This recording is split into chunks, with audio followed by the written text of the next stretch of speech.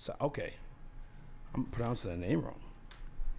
He's yelling at me. He's all caps me just now. You're pronouncing his name wrong? Yeah, There we go. There we go. What's the correct pronunciation? I just got the all caps, man. It's messed up, man. It's messed up. How do you pronounce it? It's Sammer, like hammer, but with an S. Oh, Sammer. Oh, well, there you go. That's way easier. That's a Florida thing. Well, the Lions are going to hammer You're the Bucs. saying your own name wrong. You know what?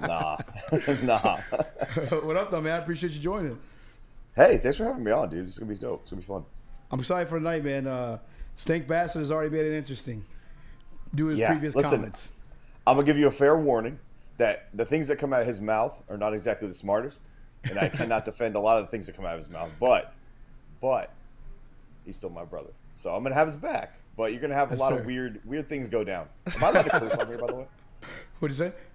Can I curse on here? Yeah. Oh, yeah. Go for Fuck it. yeah. Yeah, fuck yeah. Fuck yeah. Sweet. All right, cool. We're good. Yeah, you guys got a good thing What's up, going boys? on, man. You had Bruce Arians on, you had Todd Bowles on. Like, you guys got great thing going. I'm honored to be on tonight. I appreciate you. Yeah, I mean, you're not, the level of the GM and whatnot, but yeah, it'll be fun. It'll be fun. It'll be cool. It'll be different. Yeah, so look, 'cause we're so focused on our teams, right? Yeah. So it's hard to know everything about, the shitty teams that we're going to face in the playoffs. So every now and then will bring in somebody who might know a little bit more about that team across the way, and I'll have them talk and, kind of give me the map to success against their team, kind of, and that's what you're going to do tonight. You're basically going to be a traitor without knowing it. That's fair. That's, and we do the same thing. That's why you're here. This shitty team clapped that ass in your house 20-6 when they first matched up. But what would make a different feeling for this Bucs team? Two very different teams, though. You guys are a different team, different roster, different guys available. We're totally different team. That was the first game back. The first game back since week 1 for Kalijah Cansey, our rookie, who's looked phenomenal since I think the third game back on, and he was awesome the other night against the Eagles. So, matchups are different in the playoffs. Matchups are different the second time around, even against division opponents. So it's going to be different. It's going to be fun. And then I think that we're a different and a better team this time around than we were then. That was, I think, the fourth game of the – no, yeah, it was like the fifth game of the season. Yeah. Well, it was our fifth game of the season, and a new offensive coordinator who hasn't called plays before outside of the high school level. A lot of stuff was going on. So I'm excited to see how this all plays out because you guys actually have guys that didn't play against us. We're going to have guys that didn't play against you. We're a bit more tightly put together now than we were back then. And, you guys are kind of hot and we're hot. So it's kind of going to be a really, really fun matchup. And it's reigniting the old flame from the NFC Central. It's going to be a ton of fun. But obviously, I have my feelings as to who's going to win. You guys do too. So, and I did watch, Todd Bowles' press conference. So I just wanted to get your thoughts. How will they adjust to the weather? How will they just, you guys got some crack media down there in Tampa. So I don't know who asked that question, and I don't usually knock the media members per se, but I have a feeling it's somebody that's been stretched thin. Usually they're covering weather, and then they just come in and they're like, hey, just go get some sports stuff. Like, what are you gonna do about the snow? No, you didn't. No. So what's funny is actually before you guys won your matchup, we were speculating on Twitter as to who we'd want to face if we beat the Eagles, yada, yada. And somebody asked me, or made the comment actually on Twitter, they said, I'd rather face the Rams because I don't know if the Bucs can handle going into the cold weather of Detroit. And I responded with, they play inside, right? Yeah. And I got nothing back. And then it was just funny, like 4, 5, 6 days later, the same exact scenario plays out in front of Todd Bowles in front of a much larger audience. So, I hope that we can adjust to your weather, boys. I don't know if we can handle it, but hopefully it's not too hot inside that arena. Oh, we'll crank the AC up in Ford Field. But I love Todd Bowles' response to that. It was so awesome. good. He's like, hit them. He was like, like, what did you even say to that? Yeah. Like, what do you say to that shit, man? What has come alive for the Tampa Bay Buccaneers for you guys? It was a 5 out of 6 you went before the end of the season? Before you barely got in by beating the worst team in the league, the Panthers? But we were pretty injured. We were pretty injured, man. Quarterback out there limping, had broken, messed up ribs. I'm sure it'll come out that he's going to need one of those surgeries after the season. But yeah, listen, we limped our way in, but we weren't going to take our guy out because he wanted to finish. He wanted to finish where he started in Baker Mayfield, and he was injured. He was clearly playing hobbled, and I think they said once we get 9 points on these boys, let's just get out of here. And I think that's kind of what they approached it with. They held their cards close to their chest, really. But what's gone right over the last 5 out of 6 games, or now 6 out of 7, honestly, it's been a combination of things. It's been the offense kind of focusing on getting the ball to their playmakers and not forcing the run as much. And it's kind of just having a little bit more sense of urgency, trying to score first, trying to actually build a lead and let your defense play with the lead for the first time in a while. And so a lot of those things. And then Dave Canales is kind of, he's had some ups and downs throughout the win streak, but he's still learning how to be a good play caller. He's still learning how to create his own self-scouted wrinkles, following up on good game plans from the week prior. So it's just a lot of things that were kind of not clicking for us early that did finally click. And what's funny is the guy who's came in to replace this massive leader, this massive shadow in Tom Brady, ends up being a leader who kind of kicks his team's ass a little bit after they lose to the Indianapolis Colts in a game they should have won. He kind of says some stuff like, until everybody in this building cares as much as I do, I'm just going to have to keep pushing everybody. And I think something happened after that when he spoke that. And since then, they've just been playing together, playing for each other. They've rallied around their head coach, being thrown around on the hot seat, name being called out, saying he should be fired, this and that. He's never lost the locker room. And so they kind of rallied around each other, rallied around that. And they put things together and started to kind of – you guys know how it is. Like, once you get rolling, it doesn't matter. You guys saw the Green Bay Packers with Aaron Rodgers win a Super Bowl when they were just hottest team. Yeah, and like they shouldn't have won, but they did. Eli Manning rode it to 2 Super Bowls. So hot is all that matters at this point. And I did want to ask about that. You guys went from one of my favorite players of all time, the greatest quarterback of all time, one of the best competitors of all time in Tom Brady, to Baker Mayfield, it's kind of like the Geno Smith Seattle situation where it's like a redemption thing for Baker, and he's coming best year of his career, putting up great stats. He's putting up very similar numbers to Jared Goff. How confident are you in Baker leading this team deeper into the playoffs? So one of the things that intrigued us about Dave Canales being hired as the offensive coordinator was he was a quarterbacks coach for Geno, and he was there with Pat throughout all of those quarterbacks with Russell and all those years of winning and success, and so he's understood kind of what it takes. And last year he took an underachieving Seattle team that was supposed to be competing for the number 1 pick with no quarterback, a guy that everybody wrote off, and he helped be part of the team that built Geno Smith into what Geno Smith was and what the Seattle Seahawks ended up doing. And so we brought him in, and I'm like, I don't see a reason why we can't do the same thing with Baker with this team. A bad offensive line, apparently. We're supposed to compete for the top 4, top 3 pick in the NFL draft, and we have no quarterback. So it was perfectly put together, almost storybook. It didn't go as well as the Seattle Seahawks did early on, but back to your point about Baker. Listen, Baker's matured. I think he ate a lot of humble pie over that last year where he was with the Panthers, the Rams. He got traded for a guy that he's now still outplaying, in my opinion, in terms of how many playoff wins he's gotten. And so in that process, he's kind of had to look in the mirror and understand what he is, who he needs to be. And he's gotten older. He's married now. He's having a kid soon. A lot of this maturity and, becoming an adult, all that stuff's kind of hit home. And he's had the best year of his career. He hasn't thrown 10 interceptions. I mean, no multiple turnover games. He's just been in control. And I don't want to say that the coaches have neutered him because I don't think that's the case. I think he just understands that he just needs to play his part, be a good point guard, really, and just let his playmakers make plays and let the defense make plays and not lose the game. So he's almost like a really good game manager because that's really what I think you need to be. And no knock on Tom Brady because he is the greatest. But Tom Brady was one of the best game managers ever. That's part of your job as a quarterback. You have to manage a game because you can lose it. That's one of the only positions I feel like you can lose the game for your team. And so that's what Baker's done. Manage the game, be the leader he needs to be, and when it's time, make the plays that are there. I got to perfect, though. I got to ask here, too, because I've taken a lot of flack from highlighting Jared Goff as that game manager. A lot of people here, Detroit Lions fans, they're crazy. They want to make him MVP, want to make him all these other things I've never necessarily agreed with. What is the outside perspective of coming and facing a Jared Goff, a guy who's been in a Super Bowl and a guy who's resurrected the Detroit Lions franchise, or a piece of the resurrection for the Detroit Lions franchise? It's funny is that him and Baker are kind of following a very similar character arc, right? Yes. They're both kind of having to reinvent themselves, having to look in the mirror, having to be rebuilt by the coaching staff that's said, you know what, we're going to put our eggs in your basket. We're going to fix you. We're going to bring you back. And so it's fun to watch him do what he did because I thought he got a pretty unfair shake when he got traded from the Rams. I understood why they did it, but it wasn't all him. And, so the coaches should have taken some blame for that. They didn't, obviously, because that's how the NFL works. But seeing him go to the Lions and kind of figure things out and learn from his past mistakes and understand that he can be a leader and having his confidence rebuilt back up. Like, seeing what MCDC has done for him is like, it's like the only guy that could have fixed him is that dude. And hey, listen, I'm a Bucs fan, but I absolutely love Dan Campbell. Like, that would be my guy if it wasn't for Todd and BA. Like, he's so goddamn cool. But having that guy, I think, in your corner is really what helped Goff. And I agree with you. I don't think he's an MVP candidate. I don't think he's, ever going to be the Patrick Mahomes or Josh Allen's of the world. But you know what? For this team, he doesn't have to be. He just has to do his job, manage the game. And I've always said you can win with a great quarterback, or you can win with a great team and an okay or good quarterback that looks great because he just does his job. If Trent Dilfer can win a Super Bowl, boys, anybody can win a Super Bowl at that point if you just keep your head out of your ass. It's fair. And I did want to ask about that.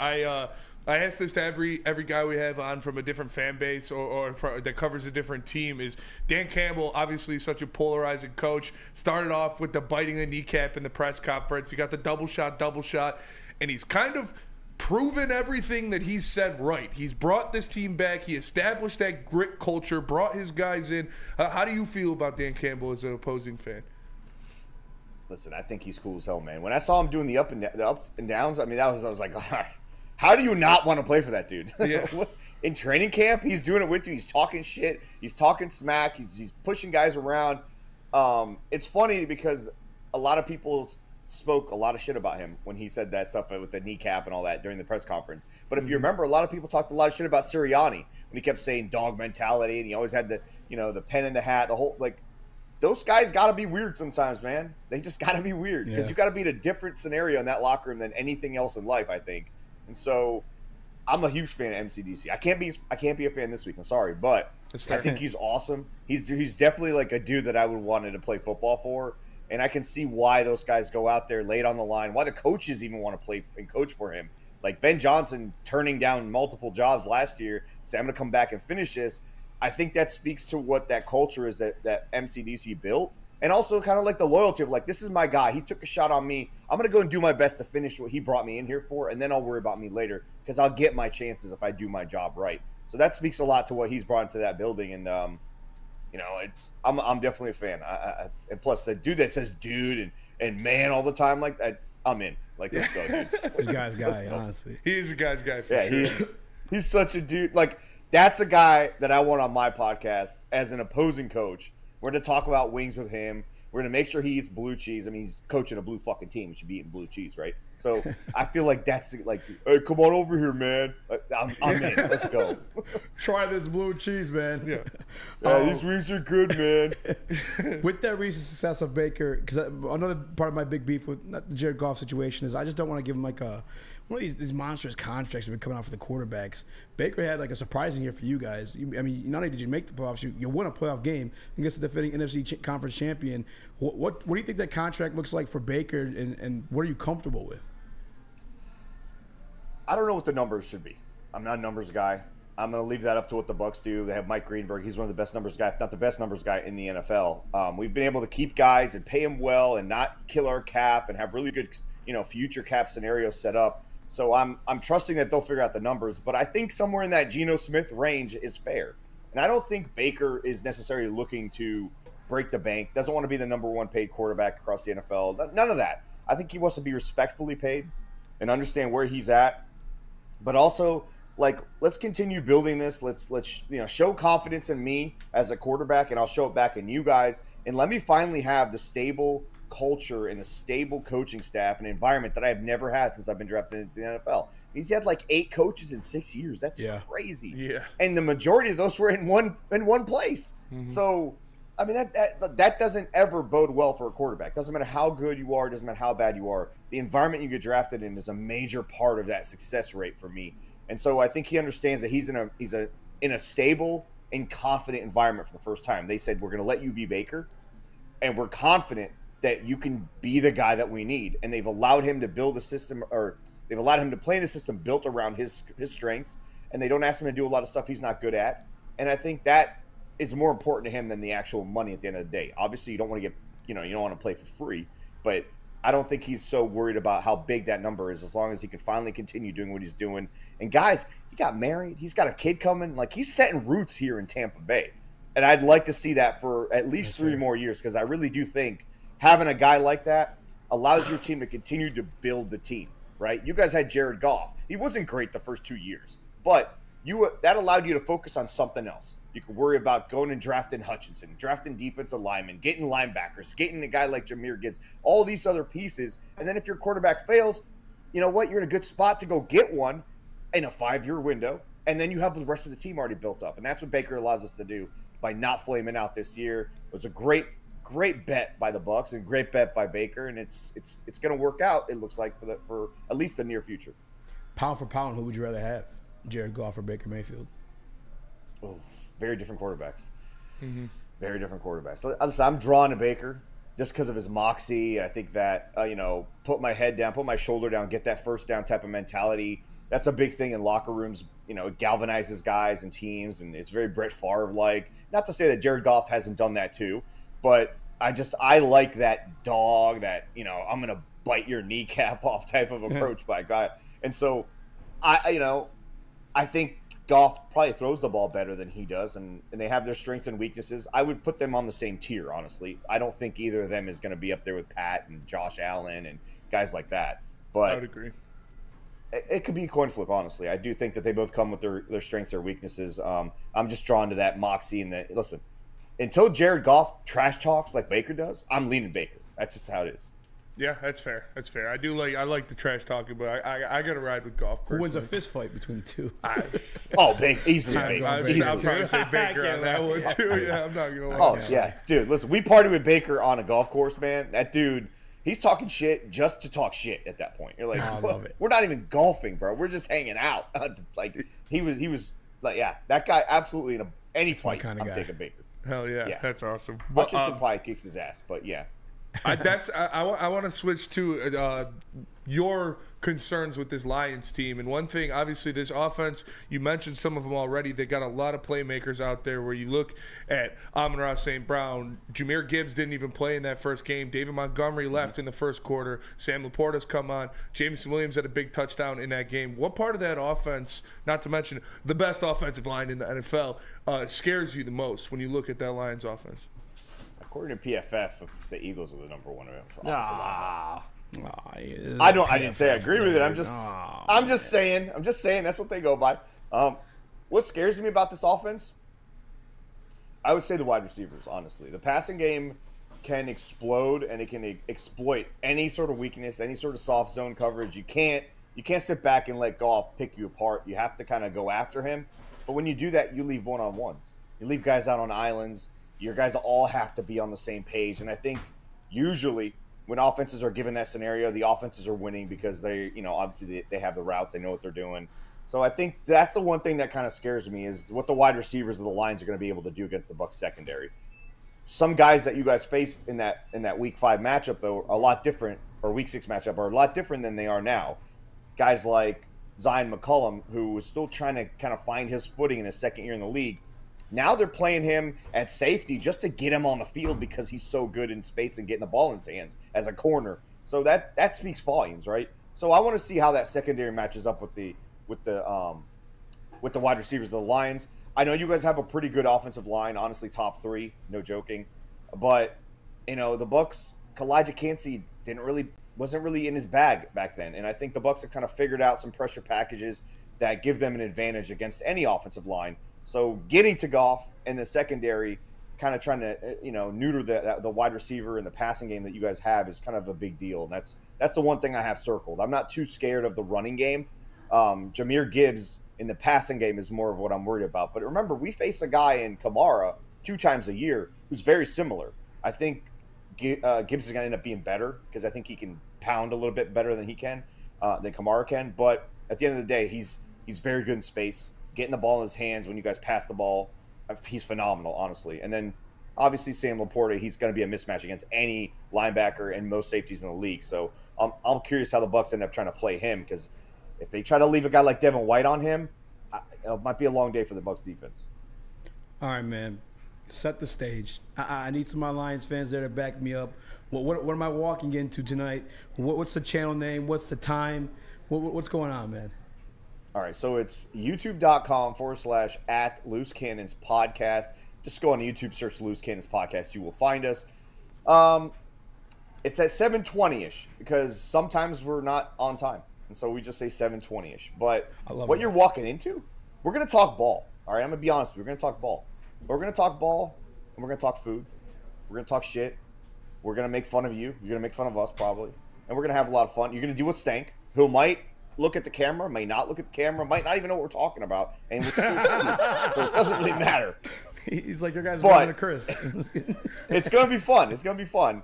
But we're bringing you on because we got to learn about your team, right? Because like I said, I don't know too much outside of the games I've watched, and in those games I've been rooting for you guys. So I need you to be honest. I need you to be pretty straightforward and be like, hey, listen, we suck as a secondary. This is how you guys are going to exploit us. That's what I need from you. I don't want you to sugarcoat it. You got to be fair. Because we're going to be fair. Like, we're going to make predictions like 37-0 again. That's fair. We're probably the most fair Lions fans on this network. We catch a lot of flack for being pretty fair. Yeah, we get killed all the time for us saying that Goff's not MVP. What do you mean? We don't want to sign Goff to a $50 million contract, and we get hate mail and stuff. So when you guys said that earlier, that you guys don't think he's an MVP and he shouldn't. He's more of a game manager. I was like, damn, they're talking about their own team. I don't think I've ever been on a show that does that. I was expecting you guys to tell me that he's the next Joe Montana or something nonsense like that. That show starts at 8 o'clock. Yeah, that show starts. That's a different show. Okay. Yeah, it's a different show. Appreciate you joining us, man. Though as always, and then take it easy on my boy tonight. You know, he gets angry pretty easy. He gets rattled by trolls in the chat all the time. So Well, listen, listen, easy. You're gonna have to take it easy going through the chat then, because you're not gonna have fun if you pay attention to that chat window tonight. They're gonna talk. Oh man, that's gonna be his downfall. I'm feeling pretty confident. Honestly, you need to turn it off. You need to turn it off then. I don't know. There's only one specific person in the chat I don't like. He's blocked on Twitter. We're good. I ain't worried about him. Oh, for my fan base or for yours? From ours, he gets rattled. They have a few. Hey. The one guy. Yeah. When you get your haters and you finally get to block them, dude, that's when you've arrived. You know that, right? Like that's when it's time. Yeah. You can. Some guys in our secondary going at me, because we keep it real. Like I speak my honest opinion. And CJ, GJ, you see him going back and forth with Baker. He wasn't too fond of what I had to say, but we're good. I'll be good. I don't think you guys want to poke the Baker, man. I'm telling you, that's not the guy you want to poke, man. He's not. He's just not. I feel like that's just dumb. That's distraction type shit for your team that you shouldn't be doing, honestly. If that was my guy, I'd be saying the exact same thing. Seriously. If that was Antoine Winfield Jr. saying that, I'd be, hey, dude, shut the fuck up. Let's not poke, any one of those guys over there. So we'll see. We're not that concerned. Chauncey Gardner-Johnson has pretty good history against the Bucs. This is all I'm saying. He might not be the guy that wants to get poked either. We don't like that motherfucker. I'll tell you that right now. What is the history with you guys and Chauncey? Does he play well against you historically? It's not that he's played well. You know how he is. He's the guy that just runs his mouth when the ball gets tipped and it makes it look like he's the one who stopped it, right? But he's been a dirty player when he was with the Saints and different, in my opinion. And so we just don't forget that kind of shit. And players, I believe he's the one who took out Chris Godwin's knee a couple years ago on a shitty play that looked pretty intentional, in my opinion. So, it's just one of those things. He's blocked a few of my friends. He hasn't blocked me for some reason. I'm not sure why, even though I've said some shit to him. So maybe it's just he hasn't seen my stuff yet, but he may have blocked me by now. Who knows? Fuck that guy. No offense to you guys, but fuck that guy. Hey, no, he's not Team Easy, so I'm fine with that one. I appreciate you joining the show, man. I'll see you in appreciate you guys. 20, 30 minutes. Yeah, thank you, brother. Appreciate you. 20-ish. Yeah, hey. 20-ish. Good luck to you guys. 20-ish. Good luck, guys. Thank you. That was Sammer. Got that one correct. And we'll be joining him tonight on Loose Cannons Podcast.